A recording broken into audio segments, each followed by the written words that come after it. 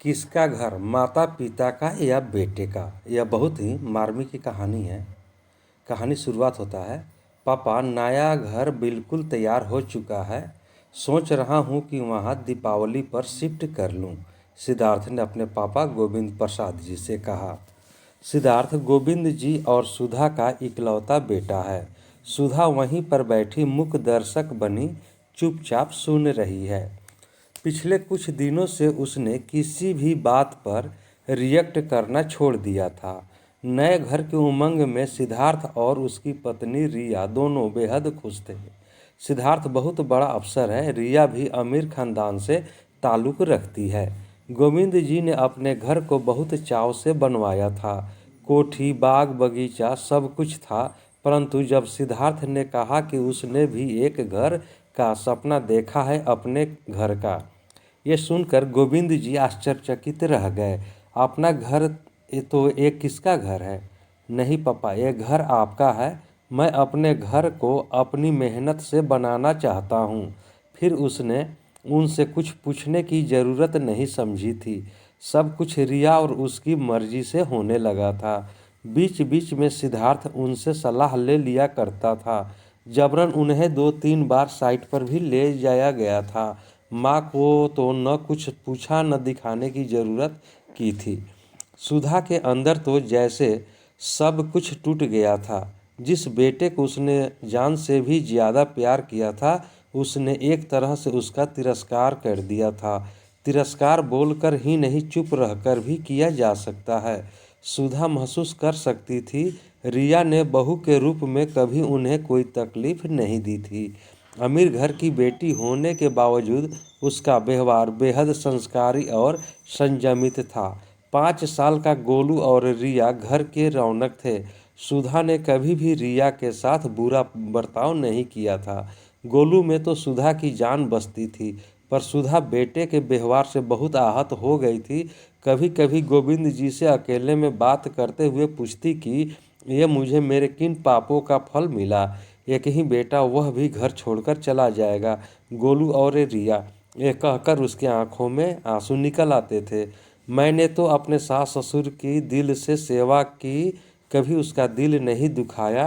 अम्मा जी ने तो अंतिम समय मेरे सिर पर हाथ रख कर आशीर्वाद दिया था कि ईश्वर हमेशा तुझे खुशी देंगे। फिर पता नहीं हमारे परिवार को किसकी बद्दुआ लग गई। धीरे धीरे दुख मनाकर उसने अपने दिल को समझा लिया था। गोविंद जी उसे समझाते कि तुम्हारा जब मन करे वहाँ चली जाना।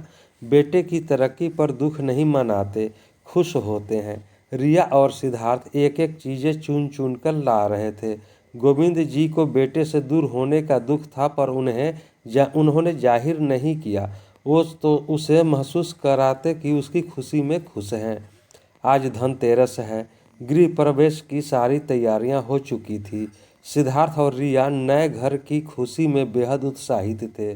सिद्धार्थ सुबह सुबह नए कपड़े लेकर माँ पापा के रूम में आया।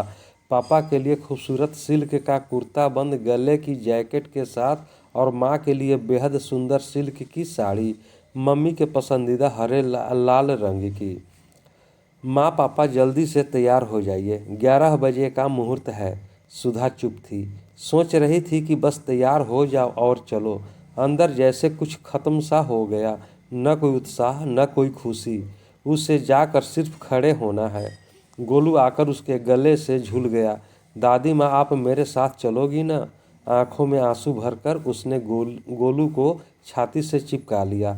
सुधा गाड़ी में पूरे रास्ते भर चुप थी। जिस दिन भूमि पूजन हुआ था, उसके बाद आज वो घर देखने जा रही है। गाड़ी से उतरते ही सामने बेटे की कोठी को सिर उठाकर देखा तो दंग रह गई। बहुत खूबसूरत आधुनिक तरीके से डिजाइन किया गया था। आओ माँ, बेटे ने माँ का हाथ पकड़ लिया। महीनों बाद उसने कुछ कहा। सुधा सोच रही थी कि आज नए घर की उमंग में अपनी माँ से अबोला खत्म कर रहा है। घर के मेन गेट पर नेम प्लेट देखकर सुधा स्तब्ध रह गई। सुधा गोविंद निवास। उसका दिल बहुत तेज से धड़क उठा। बेटा माँ के चेहरे के भाव पढ़ने की कोशिश कर रहा था। अंदर रिया खड़ी मुस्कुराई। आइए माँ, आपके नए घर में आपका स्वागत है। ये लीजिए आपकी अमानत। रिया ने घर की चाबियां सुधा के हाथ में रख दी। बेटे ने माँ का हाथ चूम लिया। माँ, अपने नए घर में भगवान के लिए भोग अपने हाथ से बनाओ, पर प्रसाद मेरी पसंद का होगा। सुधा समझ ही नहीं पा रही थी क्या बनाऊं। सुधा की आंखों से आंसू टपक पड़े। हलवा बनाऊंगी, मेरे कन्हा जी की और तेरी पसंद का। पहले अपना और पापा का रूम देख लो। माँ सुधा को लगभग खींचते हुए रूम में ले गया। सुधा देख रही थी उस रूम में सब कुछ उसकी पसंद का है।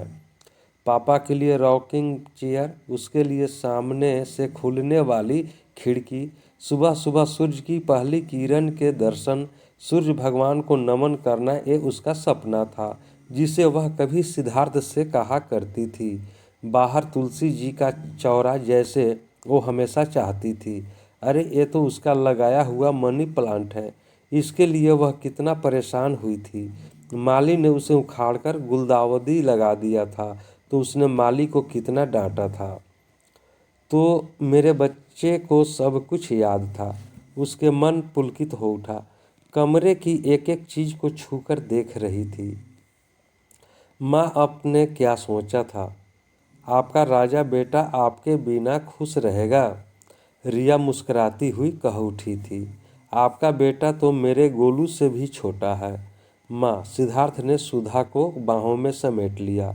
आपके संस्कार इतने कमज़ोर नहीं हैं। आपने क्या सोचा कि आपका बेटा आपको और पापा को यूं ही अकेला छोड़ देगा?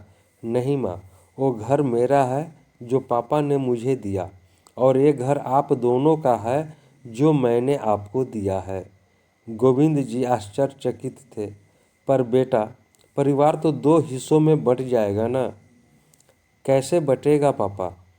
ये घर मेरे ऑफिस के पास है, इसीलिए वर्किंग डे पर यहाँ रहेंगे और वीकेंड पर वहाँ। मैं दादी माँ के पास ही सोऊंगा। ऐसा कहकर गोलू दादी के आंचल में छिप गया। सुधा आंखों में खुशी के आंसू लिए अम्मा जी का हाथ अपने सिर पर महसूस कर रही हैं। दोस्तों, यह कहानी आपको कैसी लगी कमेंट के द्वारा ज़रूर बताएं। दोस्तों, चैनल पर नए हैं तो चैनल को सब्सक्राइब कर लें, बेल आइकन का बटन दबा दें जिससे कि जो भी वीडियो हम अपलोड करें सबसे पहले आप तक पहुंच सके। अब हम लोग अगले वीडियो में मिलेंगे, तब तक के लिए जय हिंद, जय भारत।